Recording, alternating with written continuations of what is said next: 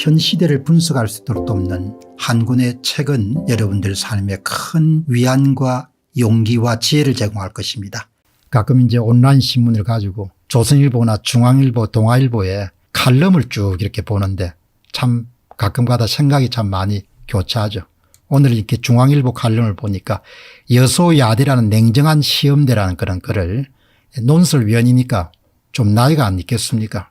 하도 글을 쓴 것이 한심해 가지고 본질을 전혀 말을 안 하니까 항상 그 결론이라는 거 이런 거가 다 이상한 결론이 나오는 거죠. 당선되더라도 2년 내내 야당과 싸우게 될 겁니다. 그러다 2024년 총선에서 다행히 다수당이 된다면 남은 3년간 해보고 싶은 것을 해볼 수 있겠죠. 지난 대통령 선거를 앞두고 윤석열 후보 캠프에서 활동하는 인사가 사석에서 한 말이다. 선거 부정 문제를 해결할 그런 직시하고 해결할 그런 의지가 전혀 없는 발언인 거죠.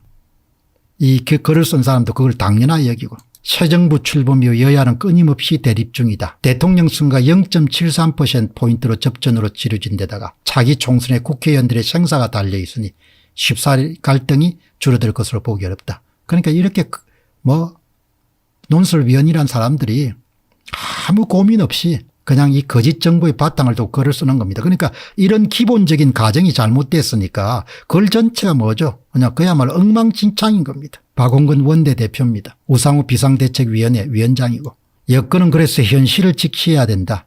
야당이 무리한 반대에 나설 경우 이를 극복할 힘은 여론의 지지밖에 없다. 취임 초기 국정 지지율 폭락이 심각한 것도 이 때문이다. 신속히 국민의 마음을 되돌리지 못하면 집권 초기 황금기를 허송세라는 것은 물론이고 총선 결과가 나쁘면 말 그대로 식물 대통령이 될 위험이 따른다.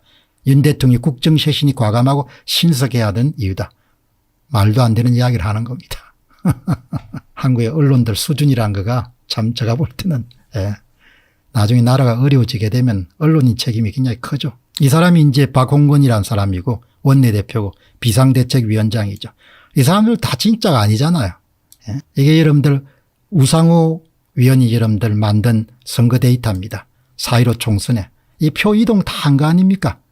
표가 이동해 가지고 이렇게 선거 데이터가 나온 거죠. 얼마나 표를 쑤셔 넣었으면 우상호 의원은 관내 사전투표 득표율 빼기 당일 투표 득표율이 플러스 10% 플러스 14%입니다. 어마어마하게 관내 사전투표를 손을 댔다는 이야기죠. 미래통합당의 이성은 후보는 마이너스 8% 마이너스 14%입니다. 어마어마하게 관내 사전 득표수를 빼앗겼다는 이야기죠. 표를 그냥 이렇게 넘겨준 겁니다. 동별로. 전산적으로.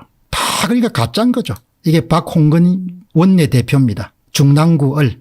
정확하게 여러분들 그냥 표를 옮겨줬지 않습니까? 밑에 보시기 바랍니다. 차이값이 플러스 9에서 플러스 13%입니다.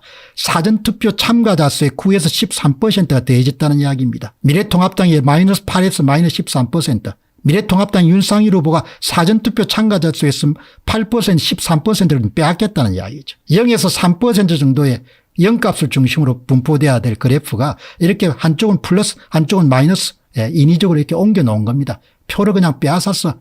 빼앗아 가지고 옮기고 표를 더해 가지고 옮기고 이렇게 한 겁니다. 다 가짜란 이야기죠. 그러니까 이거를 고칠 의지가 없다는 겁니다. 그럼 나라가 그냥 골로 가야 되는 거죠. 할 수 없는 거죠. 어떻게 하겠습니까? 대통령도 의지가 없고 여당도 의지가 없으면 그냥 침몰하는 수밖에 더 있겠습니까?